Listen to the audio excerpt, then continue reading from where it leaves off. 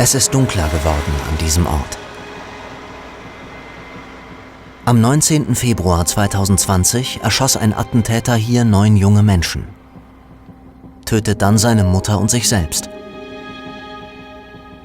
Knapp 6 Minuten haben eine ganze Stadt erschüttert, werfen Fragen auf, die bis heute nicht beantwortet sind. Haben die Rettungskräfte Fehler gemacht? Hat die Polizei versagt, sich rassistisch verhalten? Erstmals sprechen nun die Einsatzkräfte über die Mordnacht. Diese Nacht ist eine komplette Ausnahmenacht gewesen und auch die Polizeikräfte standen unter entsprechender Anspannung. Ja, weil wir auf ein solches Attentat, auf einen solchen Anschlag im Grunde nicht vorbereitet waren, beziehungsweise uns nicht vorstellen konnten, dass das hier passieren kann. Letztendlich war ja auch da klar, wir wissen nicht, wo ist der Täter, wie viele, was könnte er in dieser Stadt noch anrichten. Ich bin mir aber sicher, dass wir wirklich alles gemacht haben, was man hätte machen können und das auf einem sehr, sehr hohen Niveau und dass wir die Leute, die wir behandeln konnten, behandelt haben und dass die Leute, die verstorben sind, dass die einfach leider keine Chance mehr hatten.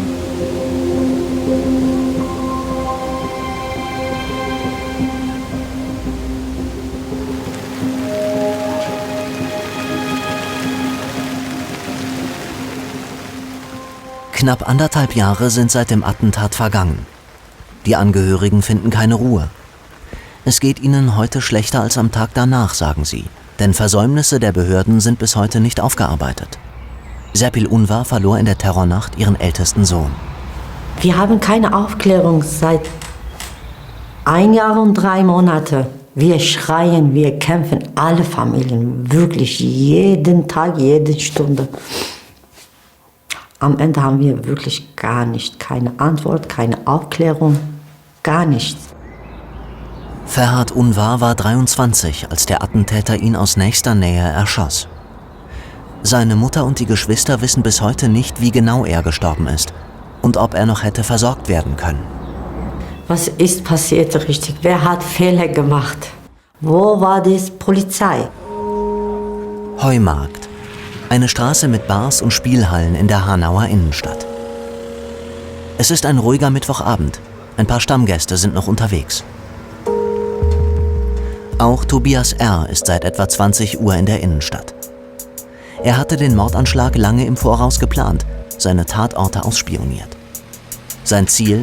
Menschen töten, die für ihn ausländisch aussehen. Er hat 2 geladene Waffen dabei. Um 21:55 Uhr schießt er. Polizeinotruf. An 2 Telefonapparaten gehen in Hanau Notrufe unter der 110 ein. Jürgen Fehler ist Leiter der Polizeidirektion Main-Kinzig. Er ist schon zu Hause, als seine Kollegen ihn anrufen und über die Schüsse informieren. Er fährt direkt zur Wache, übernimmt später die Einsatzleitung der Polizei. Nach meinem Kenntnisstand ging der erste Notruf hier bei Hanau 1 mit Blick auf den Heumarkt um 21:56 Uhr ein. Die Gefahrenlage ist völlig unklar, aber es scheint geschossen worden zu sein. Wir haben möglicherweise Tote. Und dann wird binnen kürzester Zeit, binnen Sekunden, Bruchteil von Sekunden entschieden, wir schicken jetzt Kräfte raus. Eine Person verletzt, okay, aber er reagiert.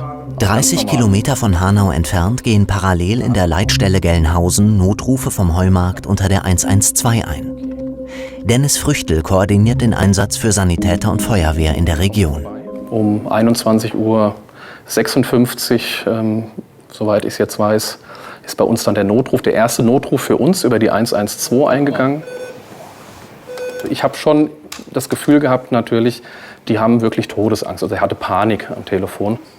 Den Anfang weiß ich noch ganz genau, den vergesse ich auch nicht. Kommen Sie schnell zur Midnight Shisha Bar, hier wird geschossen. Das war so der Moment auch natürlich, wo es für uns klar war, aus so einem, für uns doch Standard- oder routinemäßigen Nachtdienst ist jetzt was ganz Großes, was Besonderes geworden. Und das war natürlich für uns auch erstmal und auch für mich persönlich am Anfang ja, erstmal so ein Schock. Am Heumarkt erschießt der Attentäter 3 junge Männer. Kaloyan Velkov, Fatih Saracoglu und Sedat Gürbüz. Die Polizei schickt alle auf der Wache verfügbaren Kräfte zum Tatort.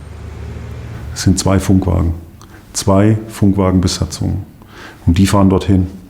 Und die waren nachweislich nach 2 Minuten am Tatort.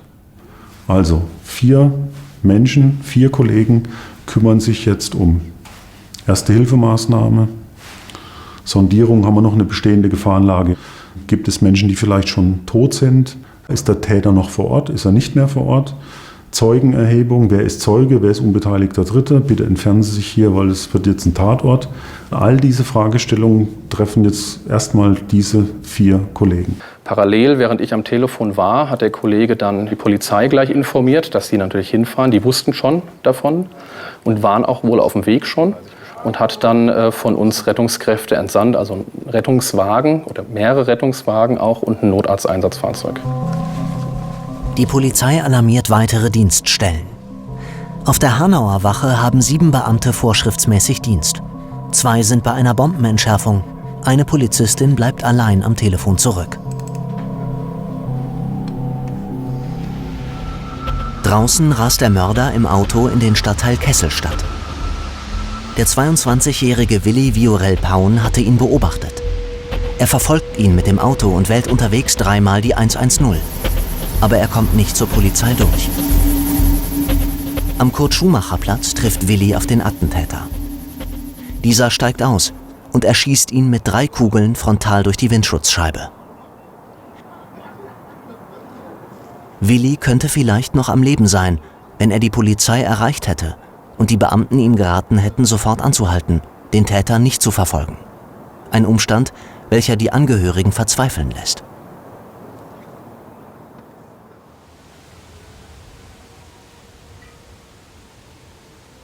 Auch Armin Kurtovic verlor seinen Sohn in der Nacht. Er will nicht ruhen, bevor nicht alles restlos aufgeklärt ist. In meinen Augen, Totalversagen. Es kann doch nicht sein, dass ein Notruf nicht erreichbar ist. Es kann doch nicht sein. Wären die drangegangen bei Willi? Was ist passiert, ist die erste Frage. Ich wurde beschossen. Ich fahre dem Täter hinterher, Kennzeichen. Welche Richtung? Dann hätten die gewusst, wo der Täter hinfährt. War es falsch, alle Beamten rauszuschicken? Nur einen am Telefon zurückzulassen? Es war die richtige Entscheidung. Die Kollegen haben eine volle Rückendeckung. Ja, es war die richtige Entscheidung. Draußen spielt sich die Gefahr ab. Wenn Sie die Berichte lesen, was sich da draußen abgespielt hat, wenn Sie lesen, wie Menschen tot in ihrem Blut lagen oder vielleicht blutend, aber dann sterbend am Boden lagen, welche Panik draußen geherrscht hat, dann müssen Sie in letzter Konsequenz zu dem Ergebnis kommen, die Polizei gehört auf die Straße und hat die Gefahr, draußen anzugehen und nicht auf eine Wache zu warten, ob da noch weitere Telefonate eingehen. Spricht der Kollege am Telefon, kann es sein, dass andere Notrufe unbeantwortet bleiben. Wenn zu viele Notrufe gleichzeitig eingehen, wird üblicherweise direkt zu einer Leitstelle umgeleitet. Eine solche Umleitung gab es im Polizeipräsidium Südosthessen nicht. Das war seit über 20 Jahren bekannt. Eine Modernisierung war für 2021 geplant. Erst knapp ein Jahr nach dem Anschlag räumt der hessische Innenminister Probleme beim Notruf ein. Eine vorübergehende Rufumleitung ist inzwischen eingerichtet. Das war ein ganz tragisches Schicksal, ein tragisches Ereignis. Das ist so. Ja. Das Sterben von Herrn Paun.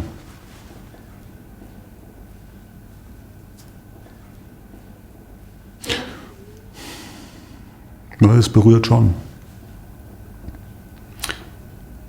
Ich glaube, hätte man gewusst, dass es so einen Anschlag gibt, dann hätte man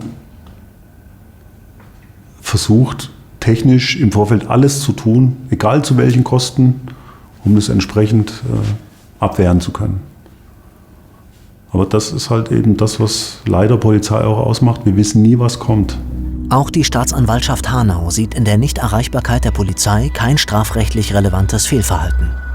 In der Nacht vergehen 6 Minuten und der erste Notruf vom zweiten Tatort erreicht die Polizei.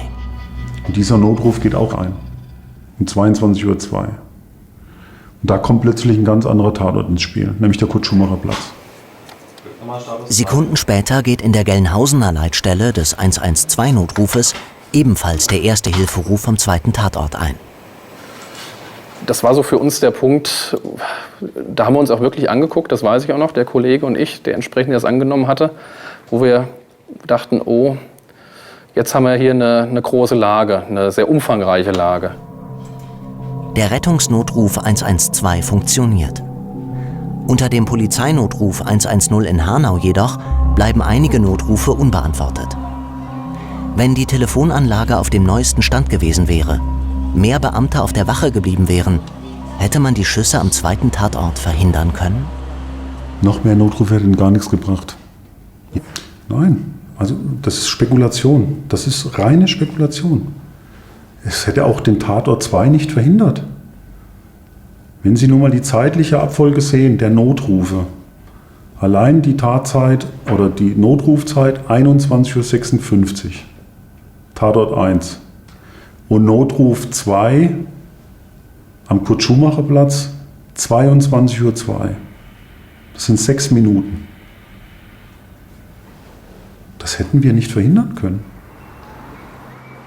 Nachdem der Mörder Willi hier in seinem Auto erschossen hat, stürmt er in diesen Kiosk, in dem eine junge Frau und 2 Bekannte gerade Pizza gegessen hatten. Er erschießt die 3 jungen Leute, stürmt dann in die angrenzende Arena-Bar und tötet in Sekundenschnelle 2 weitere Männer. Nach 3 Minuten erreicht die erste Streife den Kurt-Schumacher-Platz. Die treffen dort eine Frau an.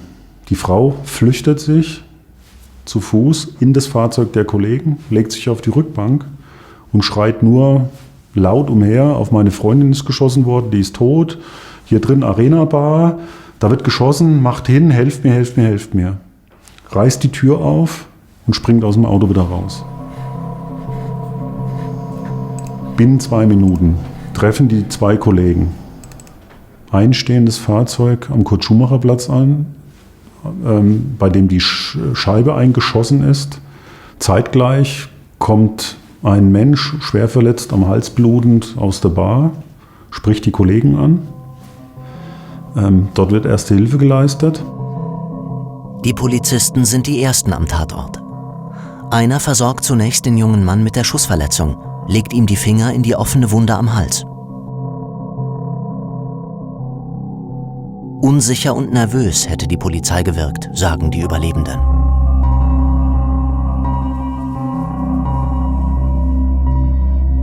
Dann kommen die dahin, da kommt der zweite Wagen.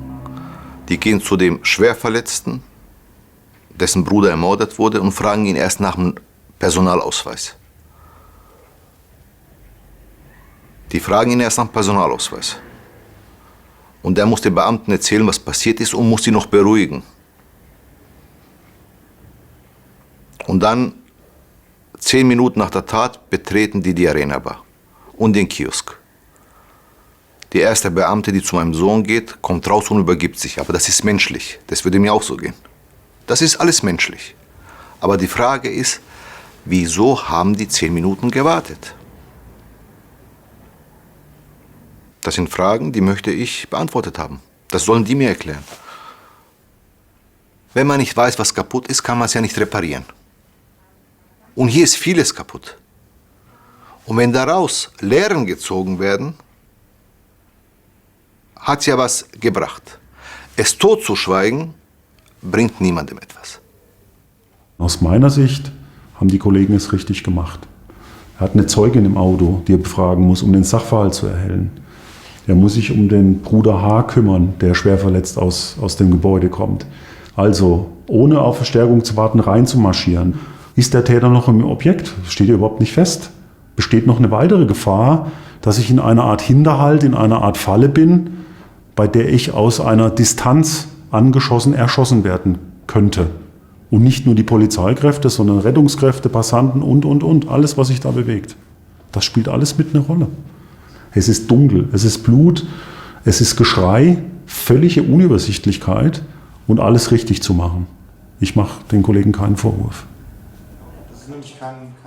Laut Ermittlungen der Staatsanwaltschaft Hanau waren 4 Polizeikräfte um 22:08 Uhr am Kurt-Schumacher-Platz. Um 22:10 Uhr betraten 3 Beamte im Abstand weniger Sekunden die Arena-Bar. Den Ablauf der Nacht und mögliche Versäumnisse der Einsatzkräfte wird auch ein Untersuchungsausschuss im Hessischen Landtag klären. Rettungssanitäter Christian Häfner fährt zum zweiten Tatort. Um 22:10 Uhr ist er da, betritt Bar und Kiosk nach der Polizei.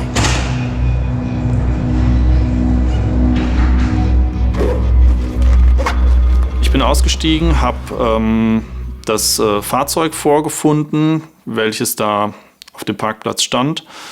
Habe schon gesehen, dass da ein Polizist einen Verletzten betreut. Und dann habe ich eine Sichtung vorgenommen. Wir haben bei dem PKW angefangen. Der Fahrer war leider schon verstorben, hatte keine Lebenszeichen mehr. Eine Person hat hinter dem Fahrzeug gesessen. Der war schwer verletzt. Und um diese Leute auch zu kennzeichnen, arbeiten wir mit Armbändchen. Das bedeutet, ein Patient mit einer schweren Verletzung, der lebensgefährlich verletzt ist, aber noch eine Überlebenschance hat, der bekommt ein rotes Armbändchen. Rot als prägnante Farbe, dass alle nachrückenden Kräfte wissen, da sind die roten Patienten, um die geht's, die sind wichtig. Vor der Bar trifft er auf 2 schwer verletzte junge Männer. Drinnen findet der Sanitäter Hamza Kurtovic und Said Nessa Hashemi mit tödlichen Verletzungen. Christian Häfner geht weiter in den Kiosk. Man ist da über Patronen gelaufen und der Bereich des Kiosks ist ja sehr klein und die Menschen, die in dem Kiosk getroffen wurden, die lagen relativ übereinander. Und nichtsdestotrotz haben wir uns die angeguckt und haben halt leider diese Verletzungsmuster feststellen müssen. Welche Verletzungsmuster? Verletzungen, die mit dem Leben nicht vereinbar sind. Also schwere Schussverletzungen, die eine weitere Behandlung einfach ausschließen. Im Kiosk findet er Mercedes Kirpatsch und Gökhan Gültekin tot auf dem Boden. Ferhat Unvar liegt hinter der Theke. Auf den Überwachungsvideos ist zu sehen, dass die vor dem Sanitäter eintreffende Polizei Ferhats Puls nicht direkt kontrolliert.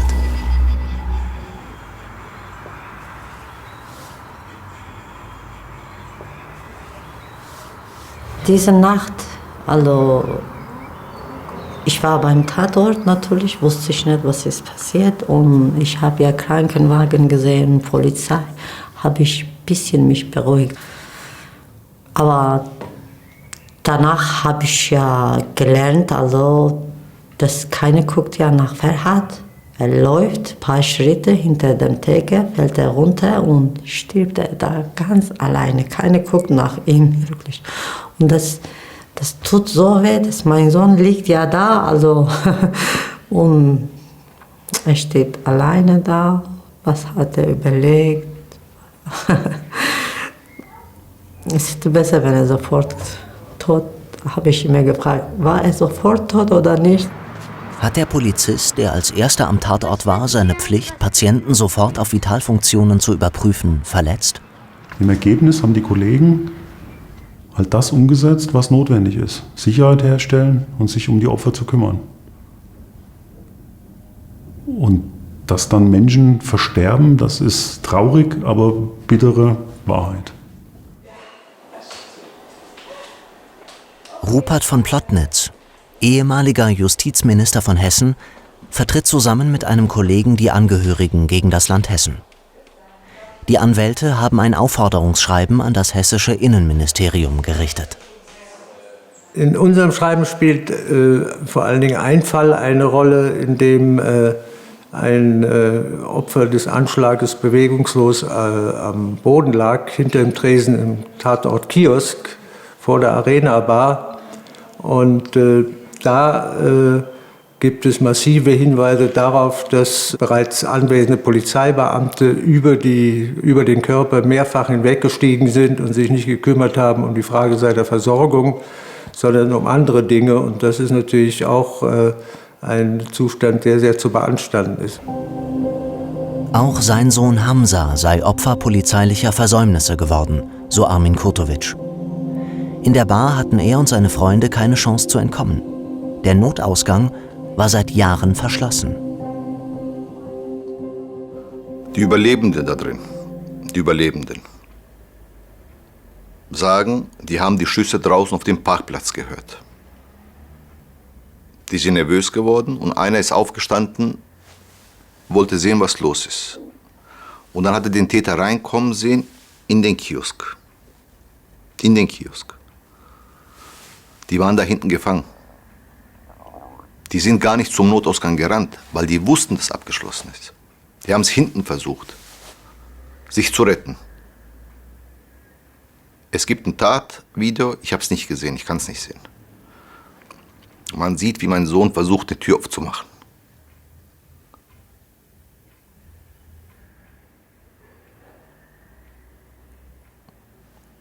Und ich kann das nicht. Das ist unverzeihlich. Oder brauchen solche Menschen wie ich keinen Notausgang? In der Arena-Bar gab es regelmäßig Razzien. Die Angehörigen benennen Zeugen, die angeben, der Notausgang sei aufgrund von Absprachen zwischen Polizei und Barbetreiber versperrt worden. Als Direktionsleiter dieser Polizeidirektion kann ich mir beim besten Willen nicht vorstellen, dass die Polizei jemals eine entsprechende Weisung erteilt, dass ein Notausgang zu verschließen ist. Da versteckt sich ja dahinter, damit die Polizei besser und leichter arbeiten kann. Das halte ich für völlig abwegig. Weil wenn Polizei Kontrollmaßnahmen durchführen will und ausschließen möchte, dass auch wirklich jeder, der sich in einem Objekt befindet, kontrolliert wird, dann bereitet sie diese Maßnahme sachgerecht vor.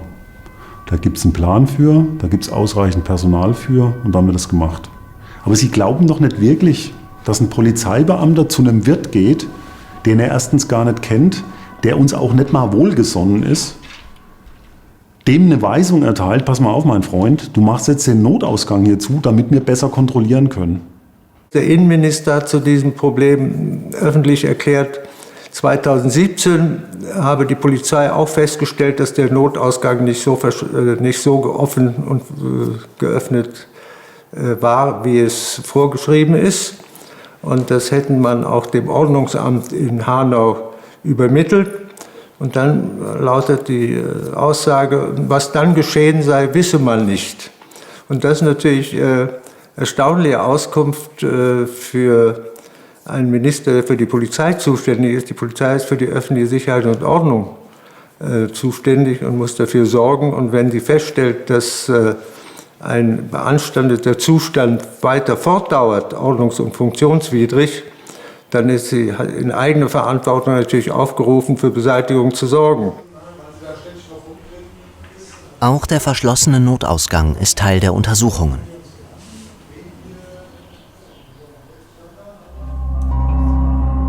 In jener Februarnacht kommt dann plötzlich neue Dynamik ins Geschehen.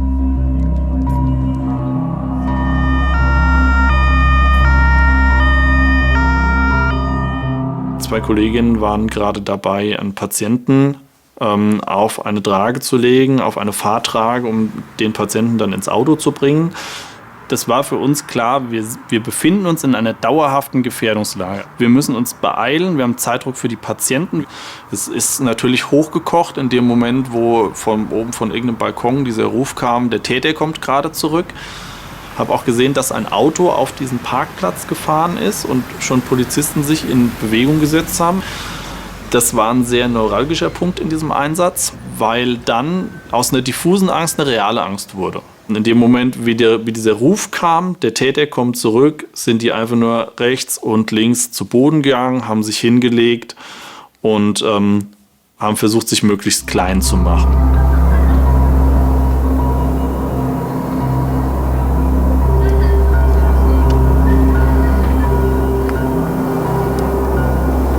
Die haben sich hinter dem Schwerverletzten versteckt. Die haben ihn als Schutzschild benutzt. Vielleicht ist es eine Schutzreaktion, ich weiß es nicht. In dem Moment, wo es heißt, hier wird geschossen, geht man zu Boden. Punkt. Da gibt es überhaupt gar kein Wenn und Aber. Das ist die Eigensicherung, geht vor. Ich kann auch nicht versuchen, einen Patienten im Rettungswagen zu verstecken. Der Ausbau ist nicht kugelsicher. Das bringt überhaupt gar nichts. Und das Einzige, was hilft, ist flach hinlegen. Und selbst dann ist man in unseren Rettungsdienstklamotten immer noch eine super Zielscheibe und auf den Boden legen und ganz klein machen. Weil wenn wir getroffen sind, dann hilft erst recht keiner mehr. Die Sanitäter fordern Verstärkung an. Sanitäter Johannes Rade fährt zum Kurt-Schumacher-Platz. Erschrocken habe ich mich vor dem, was sich da dargeboten hat. Ich habe dann allerdings gesehen, wie neben dem Fahrzeug des Opfers, was den Täter verfolgt hat, unsere Kolleginnen lagen, zusammen mit einem Patienten auf der Trage und relativ hektisch bis ängstlich in Richtung der Straße schauten.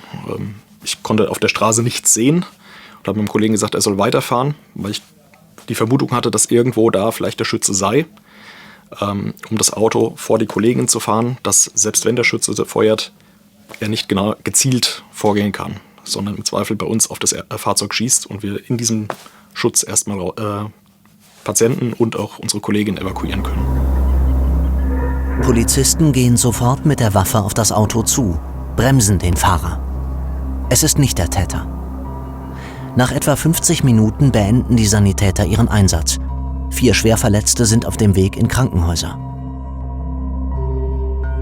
Einer berichtet später, es habe lange gedauert, bis der Rettungswagen endlich losgefahren sei. Das sind so Momente, die man vielleicht auch als Patient mitkriegt und dann denkt, na, warum fahren wir denn jetzt nicht? Aber man fährt halt nicht einfach in irgendein Krankenhaus, ohne dass alles passt. Da muss eine Anmeldung stattfinden, die erfolgt dann über die Leitstelle, dass halt das Krankenhaus auch weiß, da kommt jetzt ein Patient, der hat das und das Verletzungsmuster und das muss jetzt dafür bereitstehen. Wenn das nicht passiert und der Patient einfach so in der Notaufnahme aufläuft mit einem schweren Verletzungsmuster, ist dem auch nicht geholfen.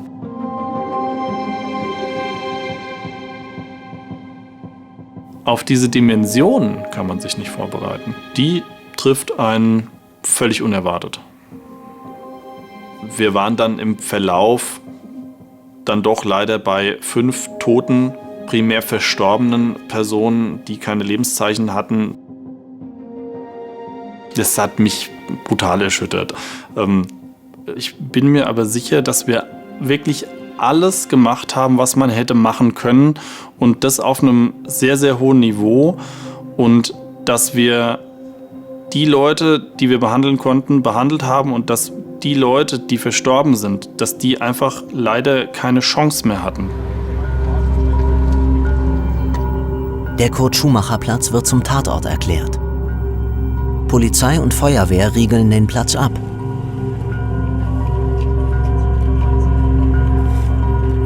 Der Täter ist zu dem Zeitpunkt noch nicht gefasst.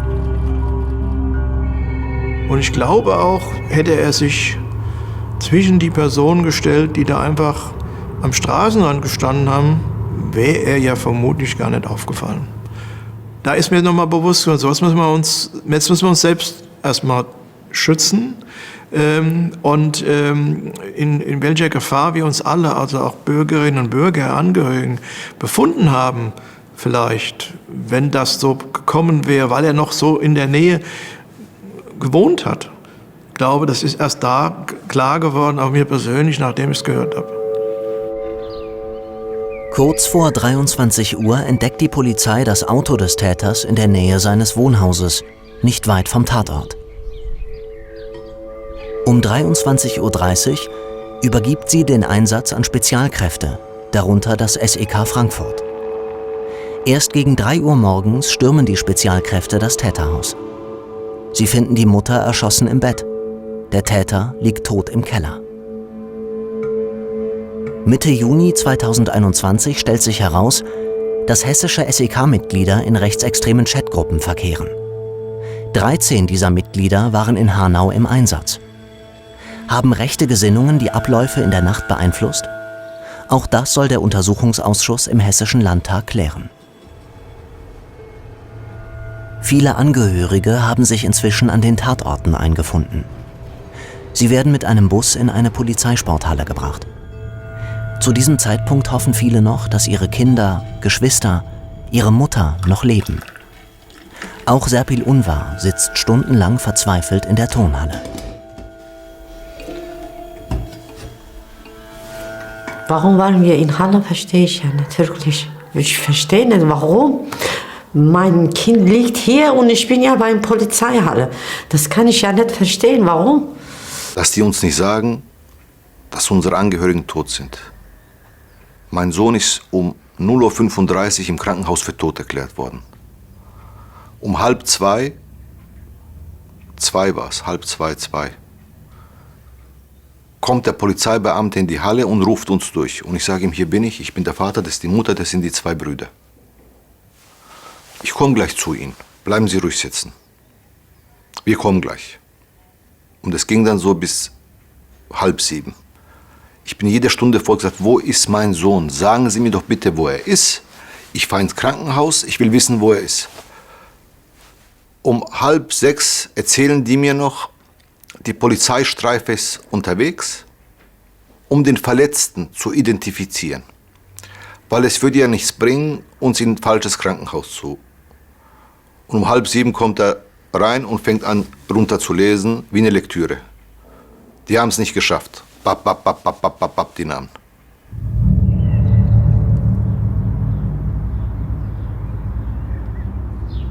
Was in diesem Moment losging, war tatsächlich, glaube ich, der belastendste Moment in diesem Moment für mich in dieser ganzen Nacht.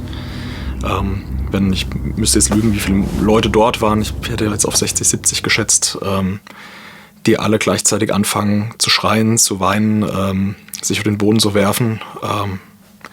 Das ist schon ein Moment, den man so nicht täglich sieht, täglich miterlebt und auch ehrlich gesagt nicht täglich miterleben möchte.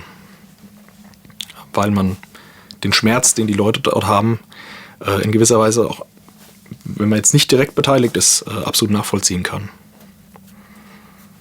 Und trotzdem eigentlich in dem Moment nichts machen kann, als die Leute trauern zu lassen.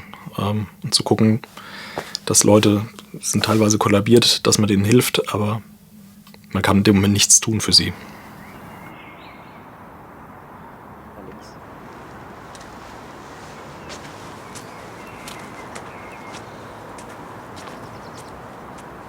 Die andere Alternative, die man am Anfang begonnen hat, eine Familie in ein Büro zu holen, ihr die Todesnachricht zu übermitteln, die dann Trauernde in dem Büro zu haben und nicht sagen zu können, ihr müsst jetzt raus, wir brauchen jetzt die nächste Familie, ist ja nachvollziehbar. Und die anderen Familien, die wussten auch ganz genau, wenn die mich in dieses Büro einrufen, dann kriege ich gesagt, dass mein Kind tot ist. Das heißt, sie hätten die Spannung noch mehr gestreckt, noch mehr aufrecht erhalten. Deswegen haben die Kollegen aus guter Absicht diese Entscheidung getroffen. Die Erinnerung an die Stunden in der Polizeisporthalle quält die Angehörigen bis heute. Sie fühlten sich bürokratisch abgefertigt, alleingelassen. Ein Vater wartet die ganze Nacht mit seinen Kindern im Auto auf dem Platz vor der Bar, in der seine Tochter Mercedes erschossen wurde. Er möchte sie ein letztes Mal sehen, sobald die Polizei den Tatort freigibt. Und auf einmal, so gegen 1 Uhr in der Nacht, sehe ich in den Lichtspiegel so Lichter kommen. Lampen mit dunkel. Und da kommen die von alle Seiten und sagen zu mir, Hände an Lenkrad und langsam aussteigen. So, wie soll ich aussteigen, wenn sie sagen, meine Hände sollen auf die Lenkung bleiben? Langsam raus aus dem Auto. Machen die Tür auf. Bei diesen Leuten, der hat an seine, so mit die Waffen, so an mich gezittert.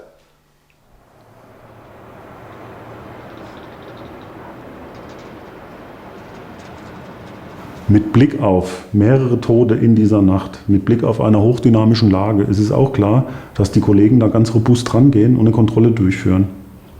Und das ist da passiert. Wissen Sie, was ich gesagt habe? Falscher Alarm. Nicht Entschuldigung, es tut mir leid, Herr Gohmann, was passiert ist. Wir haben nicht gewusst, dass Sie das sind. Falscher Alarm. Abrücken. Sind die Autos ausgestiegen und weggefahren. Es ging um die Aufhellung eines Sachverhalts, der zu dieser Zeit untypisch in diesem Bereich war. In der Summe, heute, ein Jahr später, mit den Dingen, die Sie wissen, die ich ja im Detail gar nicht kenne, könnte man durchaus zu dem Ergebnis kommen, ja, das Ganze ist rassistisch angelegt. Und so kommen ja auch die Vorhaltungen. Aber die Chronologie und die Denke dahinter, das ist eine andere. Die Idee, das Fahrzeug hat mutmaßlich mit der Tat zu tun, vielleicht sitzt dort ein Tatverdächtiger drin, da geht es um die Aufhellung einer Straftat. Vor dem Hintergrund inzwischen aufgedeckter rechter Gesinnung unter hessischen SEK-Kräften bringen Details wie diese neue Brisanz in die Untersuchungen. Laut Innenministerium hatten die Spezialkräfte jedoch keinen direkten Kontakt zu den Angehörigen. Die Angehörigen beklagen einen unangemessenen Umgangston der Polizei. Die Behandlung der Toten sei würde- und pietätlos abgelaufen. Dass die Leichen obduziert wurden, erfahren die Familien erst im Nachhinein. Wissen Sie, wie es ist, wenn Sie 8 Tage nicht wissen, wo Ihr Kind ist?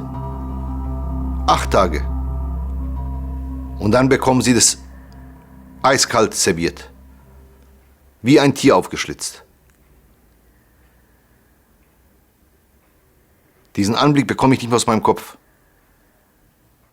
Natürlich wird argumentiert, ist doch klar, die sind erschossen worden.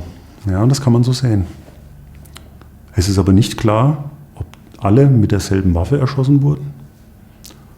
Es ist nicht klar, ob alle mit denselben Projektilen erschossen wurden.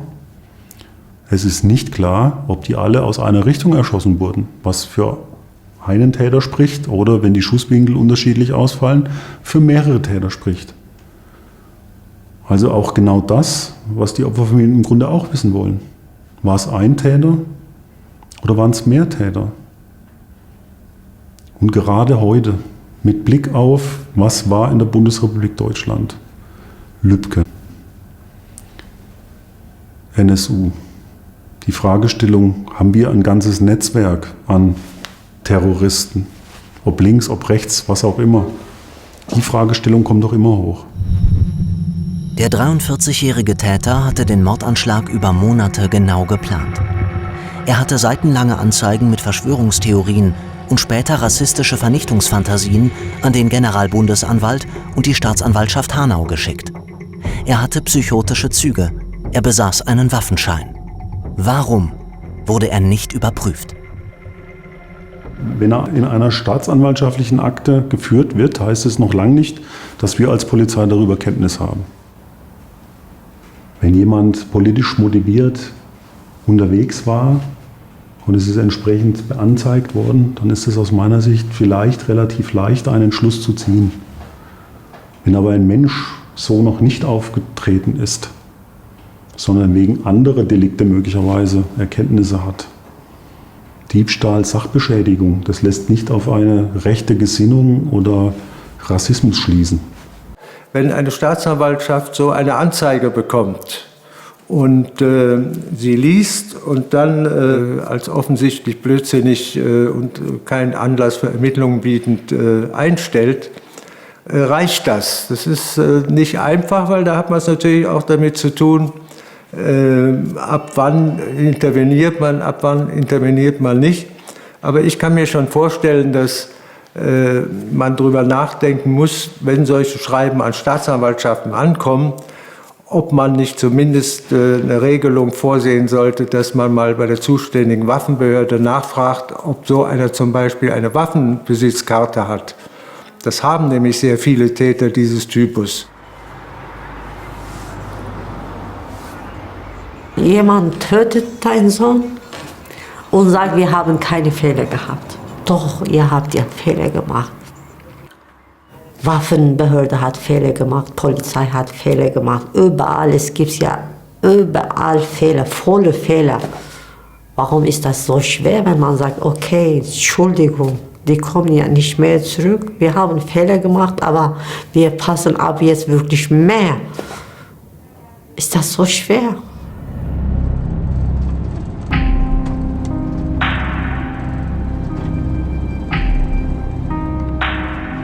Die Stimmung in der Stadt Hanau wirkt diffus. Die Stadtgesellschaft ist einerseits sehr solidarisch, andererseits doch dünnhäutig, in sich zerrissen, aufgewühlt.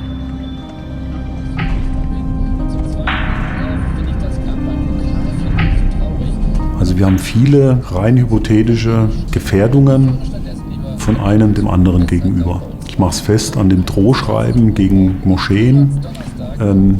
Wir haben den Vater des Attentäters, der dort wohnhaft ist. Es ist auch bekannt, dass da auch schon Autos gebrannt haben. Und mit Blick auf diese Gesamtheit wollen wir über eine verstärkte Präsenz, über einen entsprechenden Raumschutz möglichst verhindern, dass es da irgendwelche Übergriffe von einer Seite auf die andere gibt.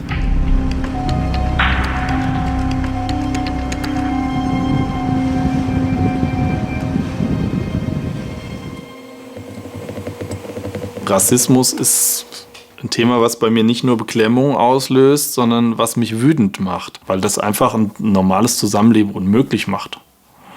Und das, was hier in Hanau passiert ist, auch wenn das Leute gibt, die sich versuchen, da rauszuflüchten, indem man sagt, naja, der Täter war halt psychisch erkrankt, dann ist, glaube ich, der Nährboden, auf dem das gewachsen ist, trotzdem der Rassismus. Und es gibt ja bewaffnete Gruppen in Deutschland, die ganz offen Listen führen, Pläne haben, Anschläge auf Politiker, auf Ausländer, wie auch immer. Und natürlich macht man sich da auch rettungsdienstlich seine Gedanken drüber, was dann da noch draus resultieren wird. Und das eine ist das Rettungsdienstliche, was die Arbeit angeht. Das macht einen betroffen. Das andere ist das private Denken. Das ist noch ein bisschen schwieriger.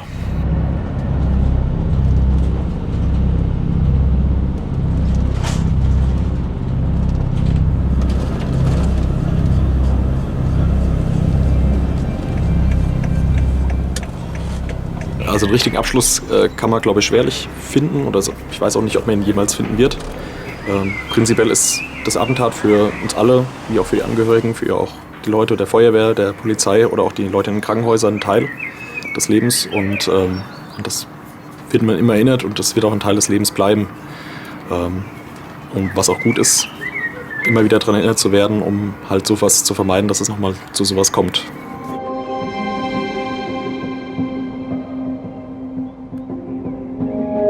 Wir müssen damit leben und das geht nie weg. Und wir müssen immer Leben lang kämpfen. Für Ferhat. Ich will für ihn schaffen. Wie er gesagt hat, tot sind wir es, wenn man uns vergisst. Und soll keiner vergessen. Das soll keiner vergessen, nein.